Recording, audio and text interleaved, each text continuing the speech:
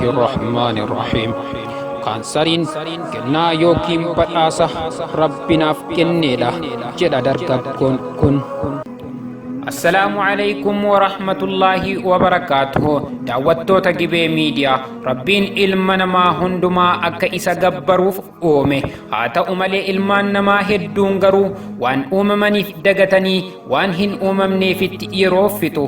Rabbiin garuu namoota kana kara khayrii fi kara jannataatti isaan waama. Waamicha isaa utuu adda hin kutin tooftaa adda addaatiin waamuu isaa ittuma fufa.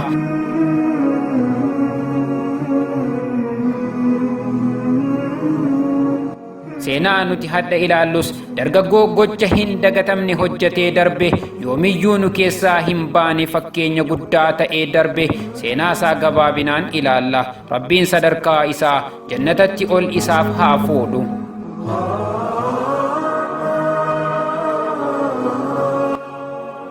Dargaggoon kun ardii Awustiraaliyaa Sidiniitti dhalate. Achumatti erga guddatee qabeenya horate. Qabeenya hedduus qaba. Bakka hojii gaarii, konkolaataa, manaa fi meeshaalee inni itti fayyadamu hundumtuu hedduu qaqqaaliidha. Mee seenaa isaa isumarraa haa dhageenyu. Rabbiin galanni haa ga'u. Kenna guddaa naaf kennee jira. Kenna guddaa kaansarii qaamaa guutuu naaf kenne. Kenni kun jireenya koo guutuu naaf jijjiire. Jireenya koo mara nama gargaaruun akkan jiraadhu na godhe. Kaansariin anaaf kennadha. Rabbiin akkan jijjiiramuuf carraa naaf kenne jedha dargaggeessi kun.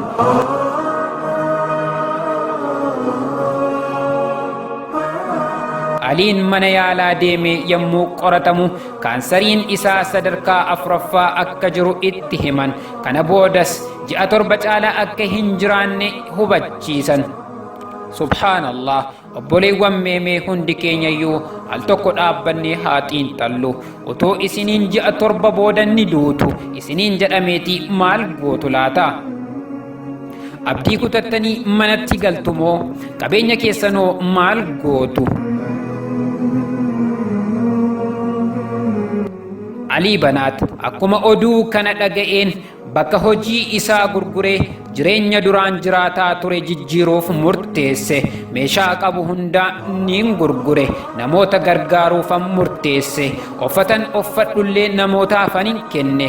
Aliin akkas jedha.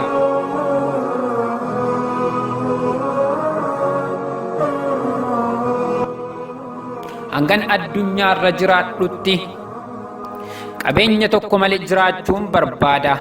Alii Banaat kan qabeenya tokko malee jiraachuu barbaada jedhe kun salphaa isinitti hin fakkaatin. Gumee harkaa $60,000, kopheewwan $1,300 bitaman. Kana malees konkolaataa Ferrari Spider kan gatiin isaa $600,000 ta'ee fi meeshaalee hedduu jabeenya ta'an hundumaa gurgureen duwwaa gara fuuldura Rabbii dhaquu barbaada jedhee murteesse. Alii dargaggoo ajaa'ibaa.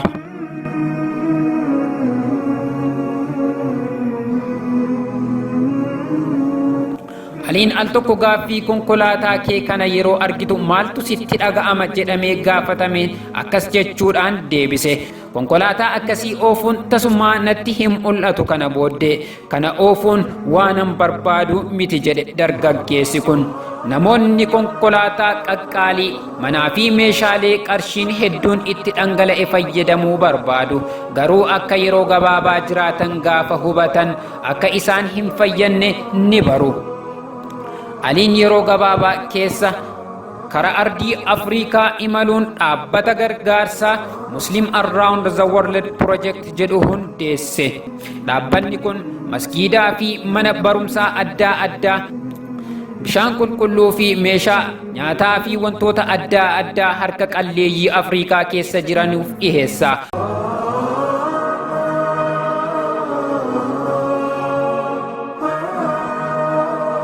Aliin akka jedhutti yeroo tokko bakka awwaala obboleessaa tokko akkuma koo kaansariidhaan du'ee daawwachaan akkana jedhee ofitti asaase yommuun anis awwaalame qabrii kan koo keessa wanti jiru hin jiraatu namni tokkoyyuu qabrii keessa naa waliin hin turu haati kootiif abbaan kan koollee achi hin jiraatanu obboleessi kootiif obboleettiin kan koo illee achi hin jiraatanu kan achi jiru hojii kan koo qofa sadaqaanan kennadhe qofatu achi jira wanti achitti na gargaaru wanti achitti na qaqqabu sadaqaa akka ta'en ofitti hime kanaafuu aliin yeroo qabu hunda of qopheessaa ture aliin rabbii isaa bira dhaquuf yeroo isaa hundumaa khayrii dalaguun dabarse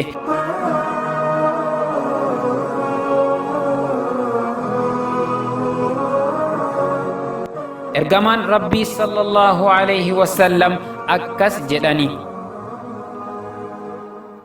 namtichi rabbiin qunnamuu barbaade rabbiin isa qunnamuu barbaada namni rabbiin qunnamuu jibbe garuu rabbiinis isa qunnamuu ni jibba jedhani ergamaan rabbii sallallahu alayhi wasallam